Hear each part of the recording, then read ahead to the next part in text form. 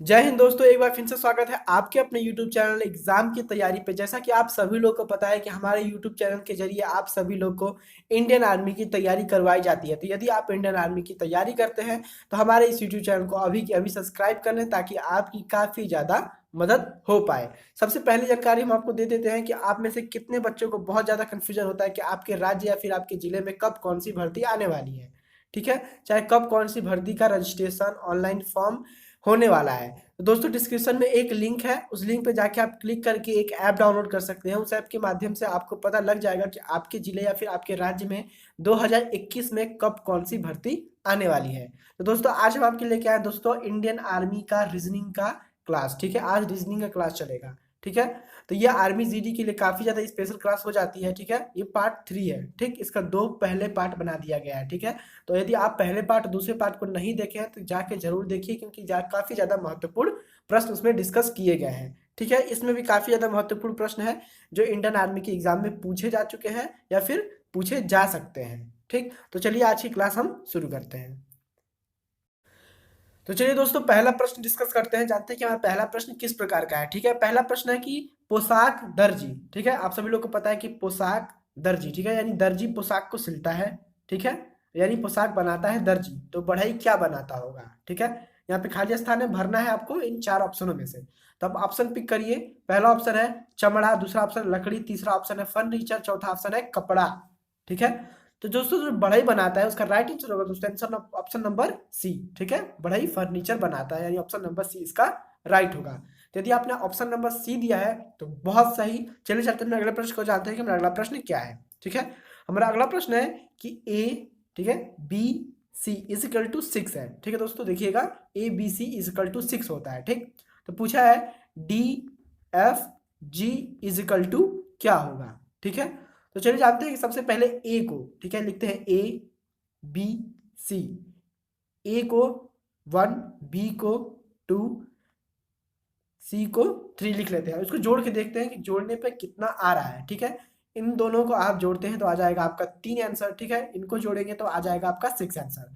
यानी कि हमारा जो मिल गया कि किस प्रकार से 6 लाया गया, यानी कि इनके शब्दों अंकों को जोड़ के 6 लाया गया। ठीक है, तो उसी प्रकार डी क्या होगा, लिखते हैं डी एफ जी। ठीक है, डी का कितना होता है, डी का होता है 4। ठीक है, एफ का कितना होता है 5 और जी का कितना होता है 6। ठीक, तो हम इनको जोड़ेंगे और पता लगाएंगे कि कितना होगा राइट आंसर। ठीक है, तो 5 और 4 को जोड़ते हैं आप तो कितना आता है 9। ठीक है, 9 प्लस आप 6 करते हैं तो कितना आता है दोस्तों, आता है 15। यानी कि इसका राइट आंसर होगा दोस्तों ऑप्शन नंबर सी, 15 टिक करके आप तुरंत आगे बढ़ जाएंगे दोस्तों। बहुत आसान क्वेश्चन है। ठीक है, वीडियो को पूरा अंत तक देखिएगा दोस्तों, काफी ज्यादा इंपॉर्टेंट प्रश्न डिस्कस किए गए हैं। ठीक है, वो भी सवाल पहले के सवाल की जैसा है, दीवार घड़ी दीवाल। ठीक है, दीवार जो घड़ी होती है वो दीवार पे लगी होती है। ठीक है, यानी कि दीवार घड़ी दीवार से संबंधित है, कहने का प्रश्न ये है। तो कालीन पूछा है, कालीन किस चीज से संबंधित होगा।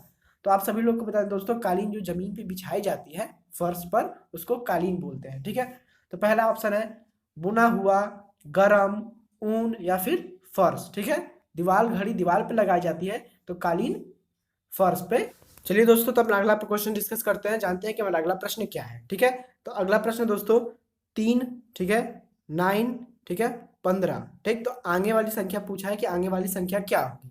ठीक है दोस्तों, तो इसमें खोजिए आप सीरीज कि कौन से सीरीज से इसको अरेंज किया गया है। ठीक है दोस्तों, तो यहाँ देखिए दोस्तों 3 के टेबल में 6 आता है। ठीक है, तो यहाँ से 6 मिसिंग है, फिर 9 आता है, फिर 12 आता है। ठीक है, तो 12 यहाँ से मिसिंग है। ठीक, फिर आता है 15 यानी कि 15। ठीक है, 15 के बाद कितना आता है दोस्तों, तो 15 के बाद आता है 18, फिर आता है 21। ठीक है, तो देखिए मिल गया दोस्तों। ठीक है, यहाँ पे 6 मिसिंग था। ठीक, यहाँ पे 12 मिसिंग है। ठीक, यहाँ पे आपको मिस करना होगा जानबूझ के 18। ठीक है, क्योंकि ये दोनों बार मिस किया है एक एक अंक को, यानी कि एक एक संख्या को मिस कर दिया है। तो आपको भी मिस करके आपको आना होगा सीधे 21 पे, यानी 21 नंबर पे, यानी ऑप्शन नंबर ए राइट करके आप आगे बढ़ेंगे। चलिए चलते हैं अपने अगले प्रश्न को, जानते हैं कि मेरा अगला प्रश्न क्या है। तो अगला प्रश्न पूछा है दोस्तों कि निम्नलिखित में से विषम शब्द को चुनिए। ठीक है, ये 4 शब्द है, इसमें से एक शब्द विषम है, आपको चुन के बताना है। तो चुनिए दोस्तों। पहला है सीमेंट, दूसरा है छत, तीसरा है दीवार और चौथा है फर्श। ठीक है, चौथा क्या है, फर्श। ठीक, तो आप विषम चुन के बताइए हमें कमेंट बॉक्स में कि इसका राइट आंसर क्या होगा। ठीक है,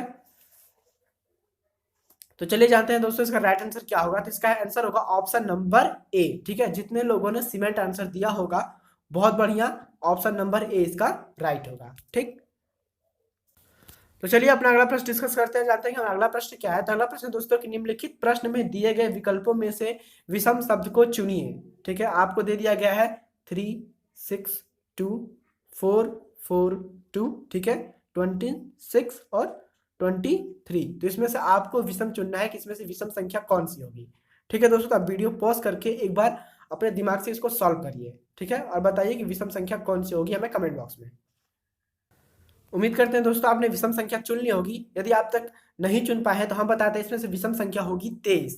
ठीक है, 23 यानी ऑप्शन नंबर डी इसका राइट आंसर होगा। कैसे ये विषम संख्या होगी दोस्तों, देखिए ये 2 से डिवाइड हो सकता है। ठीक है, ये भी 2 से डिवाइड हो सकता है। ठीक, और ये 26 भी 2 से डिवाइड हो सकता है, पर ये जो 23 है ये 2 से डिवाइड नहीं हो पाएगा, इसीलिए यह विषम संख्या है, यानी ऑप्शन नंबर डी राइट है। ठीक, चलिए चलते अपने अगला प्रश्न जानते हैं कि हमारा अगला प्रश्न क्या है।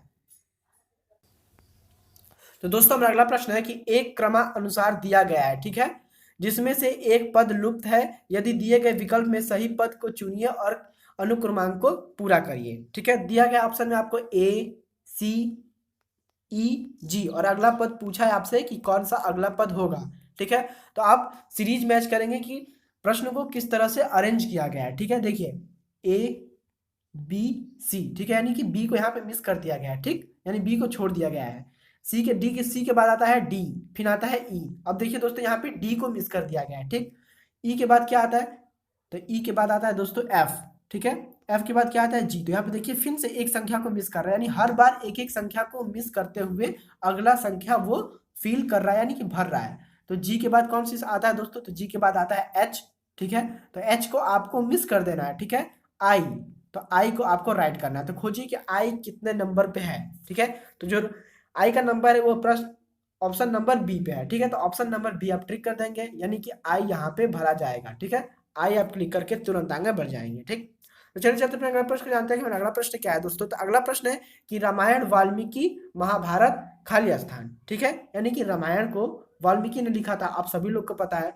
तो महाभारत को किसने लिखा था। ठीक है, तो राइट आंसर तुरंत कमेंट बॉक्स में जाके बताइए कि सर महाभारत को वेद व्यास ने लिखा था, यानी ऑप्शन नंबर ए राइट करके आप तुरंत आगे बढ़ जाएंगे। ठीक, तो चलिए दोस्तों अपना अगला प्रश्न डिस्कस करते हैं, जानते हैं कि अगला प्रश्न क्या है। तो अगला प्रश्न दोस्तों कि जेड वाई, ठीक है, और एक्स डब्ल्यू, ठीक है, इनको हम लिख लेते हैं और नीचे लिखते हैं ए बी, क्योंकि इसकी वैल्यू दी है ए बी। ठीक है, तो ये देखिए अल्फाबेट के ये आखिरी के अक्षर हैं। ठीक है, आखिरी के शब्द हैं और ये अल्फाबेट के पहले के शब्द हैं। ठीक, तो देखिए यहाँ पे मिल रहा है आपको सीरीज मिल रहा है डब्ल्यू एक्स वाई जेड। तो यहाँ पे क्या मिलेगा, ए बी सी और डी, यानी कि सी डी आप फील कर देंगे। ठीक है, ऑप्शन में नहीं है पर राइट आंसर इसका यही होगा सी डी। ठीक, आप ट्रिक करके तुरंत आगे बढ़ जाएंगे। तो हमसे अगला प्रश्न पूछा दोस्तों कि निम्नलिखित प्रश्नों में दिए गए विकल्पों में से लुप्त अंकों को ज्ञात। तो चलिए दोस्तों हम सीरीज को समझते हैं। सबसे पहले आप पेपर पे अपने लिखिए 1, ठीक है, फिर लिखिए 2, फिर लिखिए 3, फिर 5 और फिर 8। तो आइए इनको समझते हैं कि अगला जो पद होगा वो क्या होगा। बहुत सारे बच्चों को इसका आंसर पता होगा, हमें पता है। ठीक है, तो अगला प्रश्न जानते हैं कि कैसे इसको हम सॉल्व करेंगे। ठीक है, तो ये 1 और 2 को यदि आप जोड़ते हैं तो क्या आता है 3। ठीक, आप 2 और 3 को जोड़ते हैं तो क्या आता है 5। ठीक है, हम 3 और 5 को जोड़ते हैं तो क्या आता है 8। ठीक है, हम 8 और 5 को जोड़ेंगे तो क्या आएगा। ठीक है, आप जल्दी से जोड़िए, हमें बताइए कि 8 और 5 को जोड़ते हैं तो कितना आता है।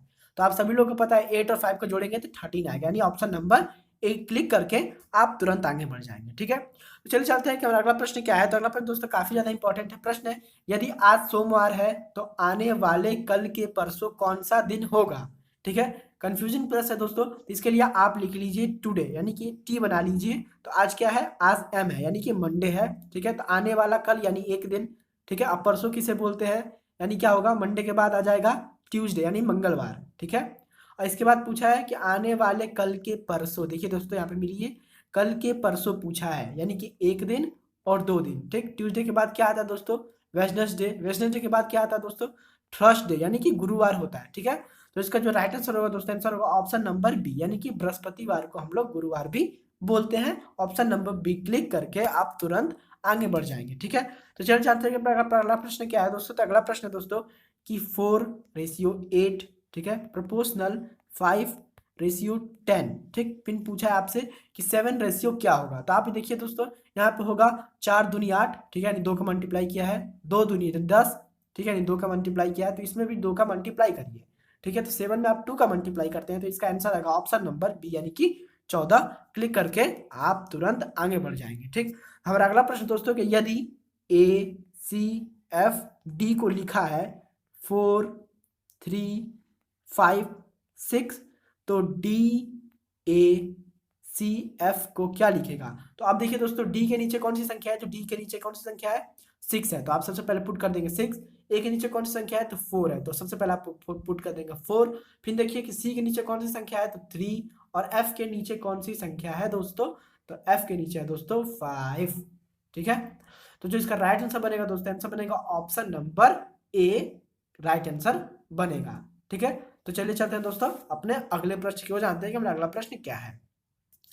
तो दोस्तों हमारा अगला प्रश्न है कि कोर्ट न्याय, ठीक है, कोर्ट में आप जाते हैं तो आपको न्याय मिलता है, ठीक। तो स्कूल में आप जाते हैं तो आपको क्या मिलता है, ठीक है दोस्तों। तो स्कूल में आप जाते हैं तो आपको शिक्षा मिलती है, ठीक है, यानी ऑप्शन नंबर ए इसका राइट आंसर होगा, ठीक है। कोर्ट का मेन मकसद होता है, यानी कि पूरा उसका मकसद होता है कि आपको न्याय मिले, तो स्कूल का भी मकसद होता है कि आपको शिक्षा मिले, ना कि आप स्कूल में जाके अध्यापक मिले, ना ही विद्यार्थी मिले और ना ही शोरगुल मिले, ठीक है। स्कूल में आपको शिक्षा मिले, यानी ऑप्शन नंबर ए राइट होगा, ठीक। चलिए चलते हैं अगला प्रश्न, जानते हैं कि मेरा अगला प्रश्न क्या है। तो दोस्तों मेरा अगला प्रश्न है कि जैसे किसी गाय के लिए बछड़ा है, ठीक है, जैसे किसी गाय का बच्चे को हम बछड़ा बोलते हैं, तो जैसे किसी गाय के लिए बछड़ा है वैसे ही किसी बकरी के लिए है, ठीक है। तो बकरी के बच्चे को क्या बोलेंगे, प्रश्न के पूछने का मतलब वही है, ठीक है। तो जो इसका राइट आंसर होगा दोस्तों, आंसर होगा ऑप्शन नंबर डी, यानी कि बकरी के बच्चे को हम लोग मेमना बोलते हैं। क्या बोलते हैं, मेमना, ठीक है दोस्तों। तो यदि आपको हमारा पढ़ाया हुआ तो हमारी वीडियो को जरूर लाइक करिएगा, और अभी तक आपने हमारे चैनल को सब्सक्राइब नहीं किया तो हमारे चैनल के साथ जरूर जुड़ जाइए, आपके लिए काफ़ी ज़्यादा फायदेमंद रहेगा, ठीक है। इस वीडियो को आपको एक जन को शेयर करना है, ठीक। I really appreciate your time.